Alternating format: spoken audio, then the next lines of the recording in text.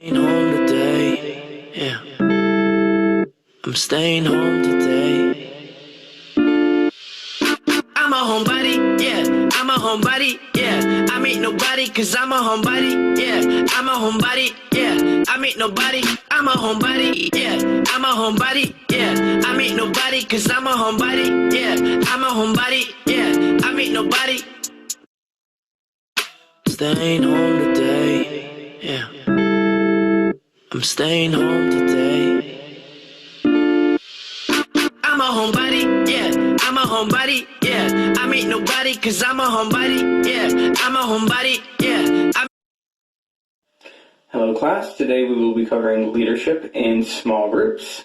We will be covering specifically the 9 C's of leadership, the managerial leadership grid, and the 5 M's model of leadership effectiveness.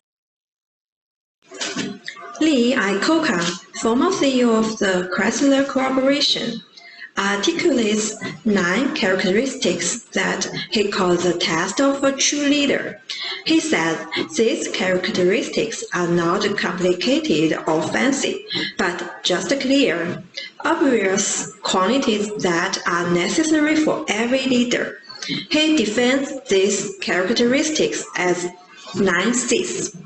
Lee Iacocca believes that leaders are made in a time of crisis. Leadership is about who we are and how we behave.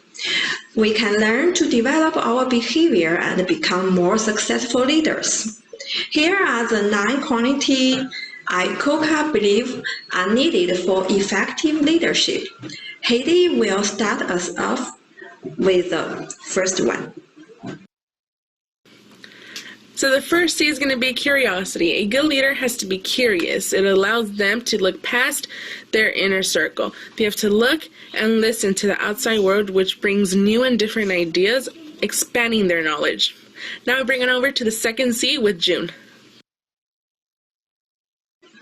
Thank you, Heidi. A leader has to be creative.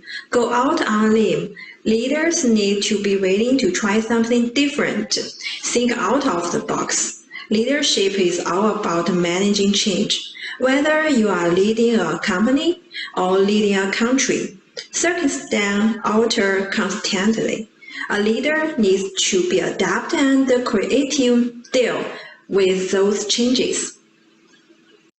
Yes, nowadays it's so important for leadership to get creative, especially with situations like this with coronavirus and businesses shutting down. A lot of businesses have had to go to their leadership and re-strategize their marketing campaigns, rethink what they're going to do to be able to bring in finances. And a perfect example is the hardware store True Value. So according to www.storebrands.com, they say that True Value is a well-known hardware store who has their own warehouses, and they make paint, they have different things that they sell, but they've actually had to go to the leadership, make the changes, and they dedicated a certain area of their warehouse to actually make hand sanitizer. So they've been able to not only make their own hand sanitizer in bulk, but they've been able to provide it to all of their workers that are still working during these times, and also be able to sell it to the public. And that alone, that creativity from the leadership,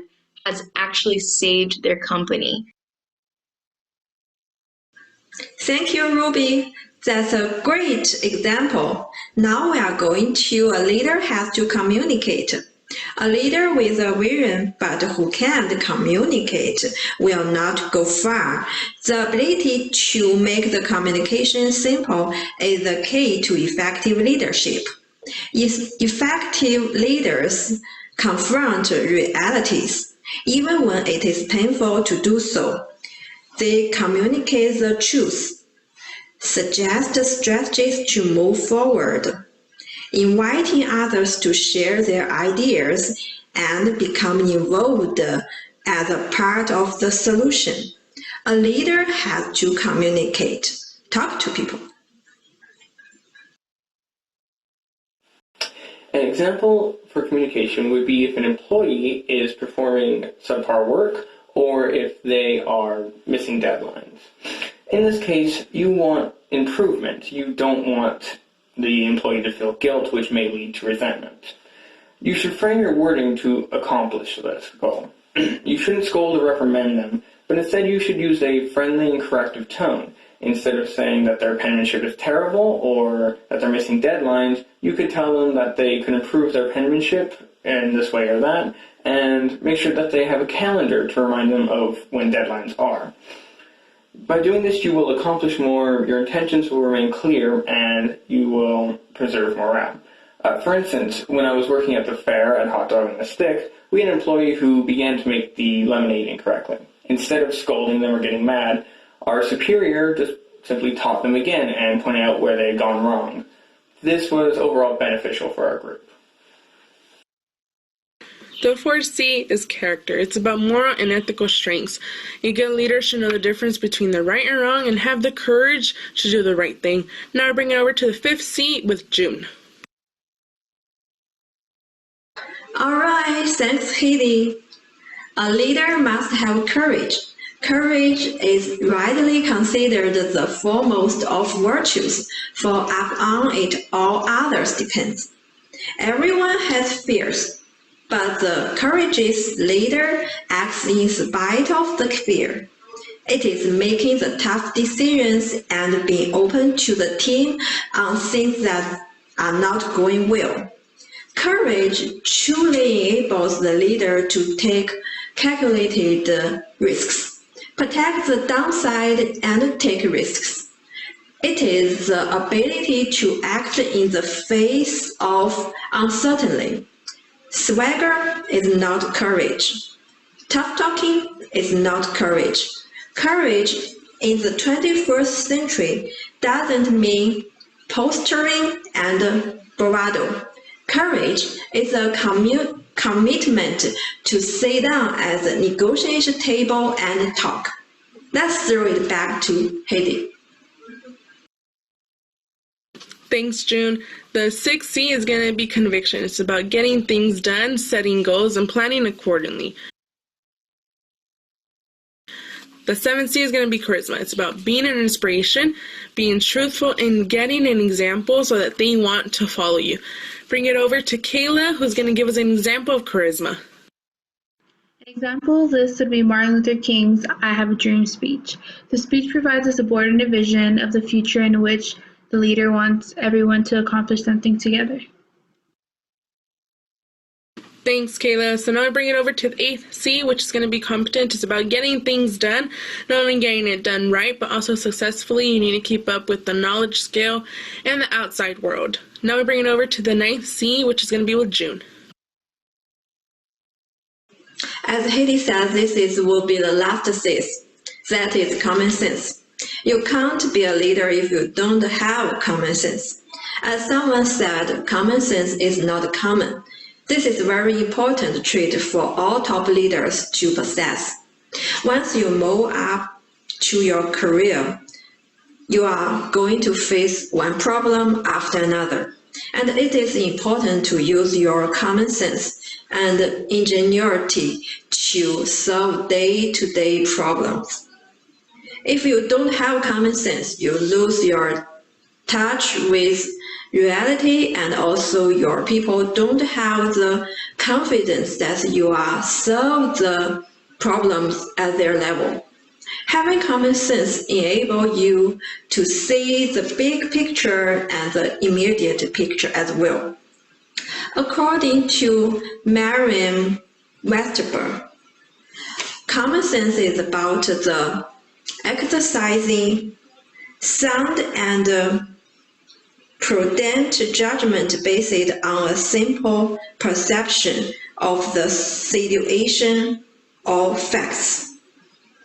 The whole point of developing common sense is to ensure you simplify situations and eliminate barriers in communication. As Scott Fitzgerald said, the test of first-rate intelligence is the ability to hold two opposite ideas in mind at the same time and still retain the ability to function. Goga joined Chrysler in 1978 and announced a quarterly loss. It was manageable, but it lacked organization, discipline, and structure. LaGorga visited every Chrysler site and saw how employees felt and came up with the new plan. When the employees saw LaGorga's 9 C's, they felt inspired, making an enormous contribution to the American economy. In today's competitive, depressed economy, Coca's story is inspiration. Try applying his 9 C's of leadership. Always do your best.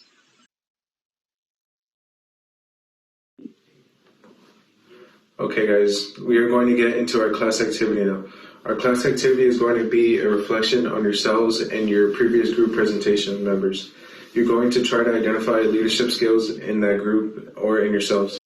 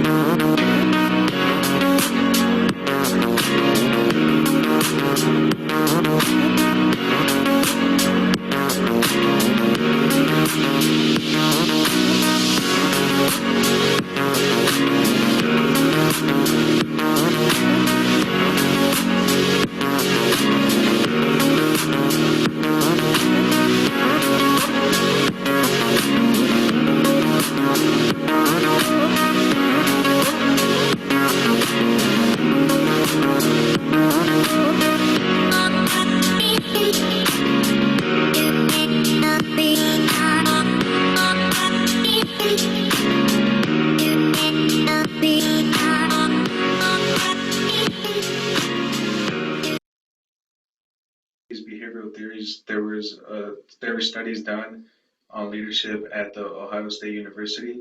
These studies showed that there were a concern for tasks and relationships, and that they were associated with leadership.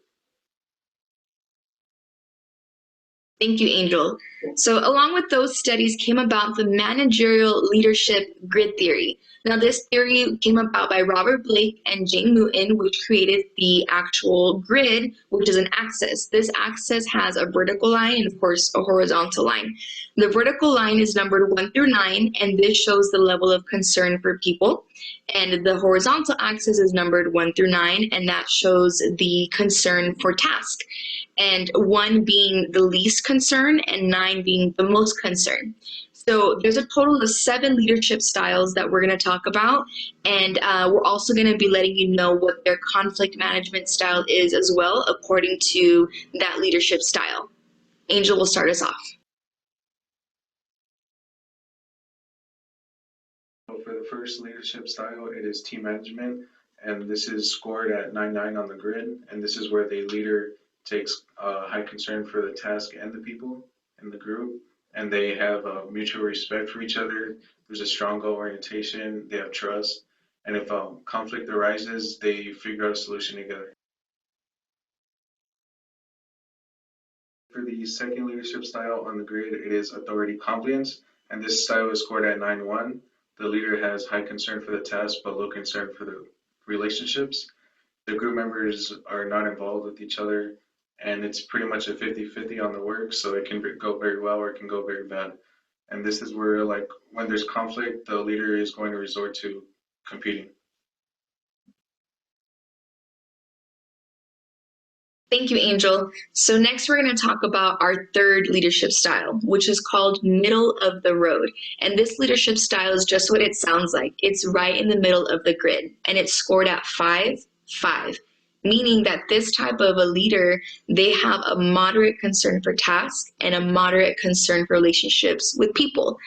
Usually in a leadership style like this, you'll see that there's not a strong commitment to the overall goal, which can cause the results to actually be mediocre as well.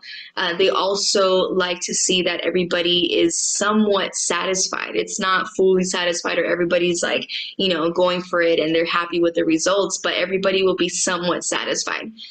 Also, when conflict arises, this leadership style will usually try to compromise just so that everybody feels like they're somewhat satisfied. It's okay. It's an okay type of leadership.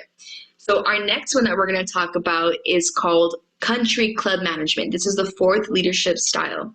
Now, country club management on the managerial grid is scored at 1-9, meaning that this type of leader has a very, very low concern for tasks, but a really high concern for relationships with people. And a group like this usually see them more focused on the fun and, doing fun things together and relationship building, but they're not really focused on the task at hand. This can actually be pretty dangerous because things won't get done. It can work in some situations, but it can also be a very dangerous thing. Also, this leadership style, when conflict arises, they'll use accommodation, meaning that when something takes place, they'll go ahead and make sure that everybody is accommodated, that everybody feels good on their end. So it's all about the feel good rather than getting the actual things done. So Jule's going to give us an example of what this looks like. For example, Group 1 has a class assignment that is an important task and with a deadline. If no one cares about the task and only are focused on having fun, task won't get done. No good. Group 2 are classmates deciding what movie to watch. All members trust the leader of the group. The decision of what movie to see is not super important. They trust the leader of the group, so it's okay that no one is involved with making the decision because there's nothing at stake. This group goal is just for fun.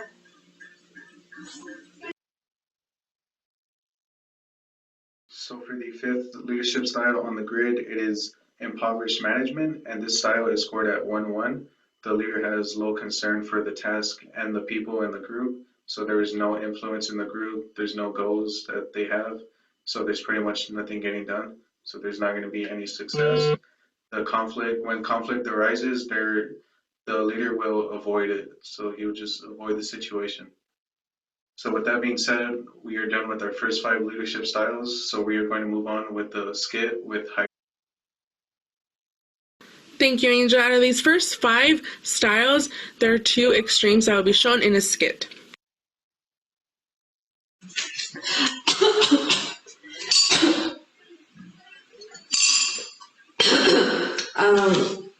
I'm sick. I don't feel very good. I might get coronavirus.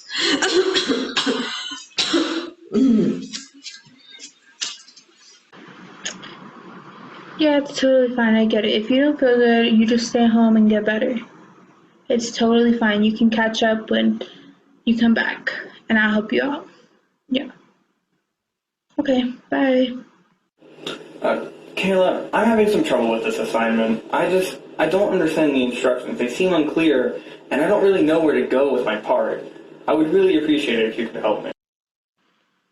Yeah, it's totally fine. Don't ever be shy to ask for help. Yeah, I'll get some of the other group members and we can help you out.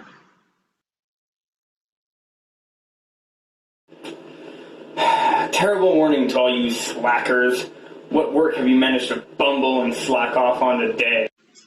What should I do? We only have 2 weeks and some words I never learned is new words I don't understand and some paragraph is hard to understand.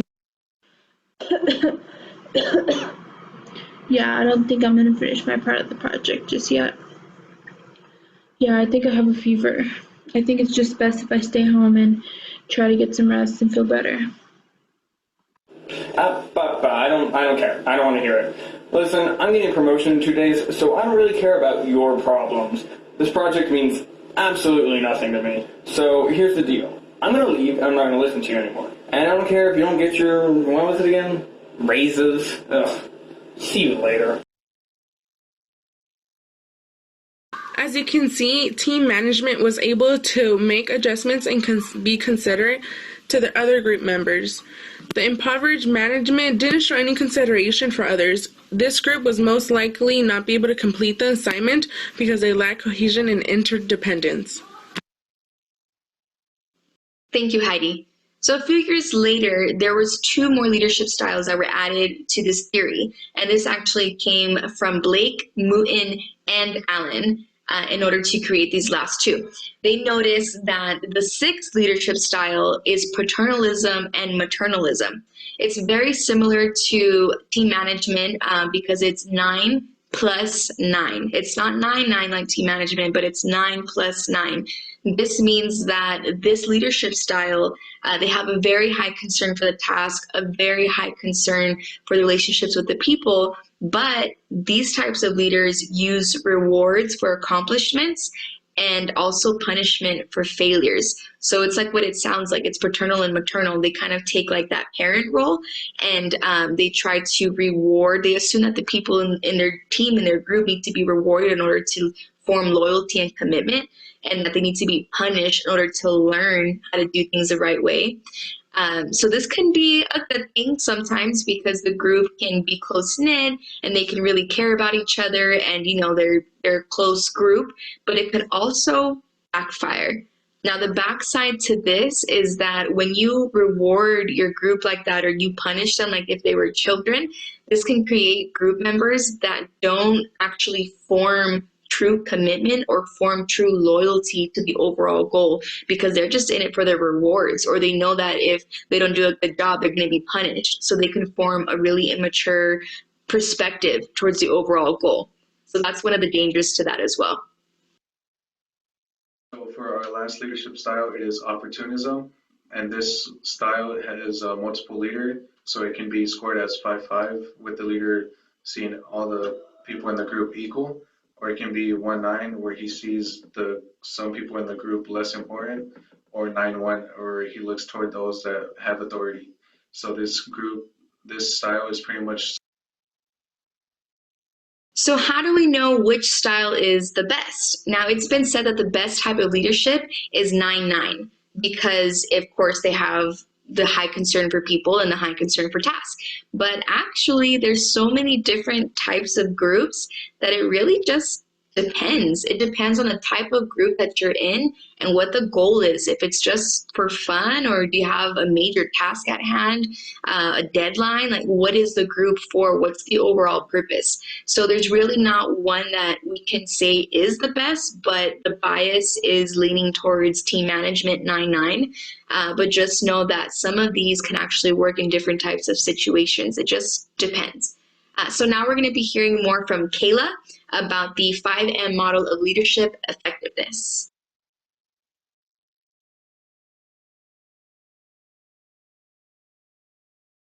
To start off the 5Ms, I'm going to start with model leadership. As a leader, it is important that you are confident, positive, and encouraging.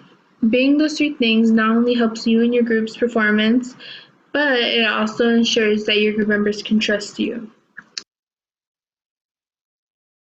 The next M is motivate. A leader should always acknowledge and support any accomplishment made by the group.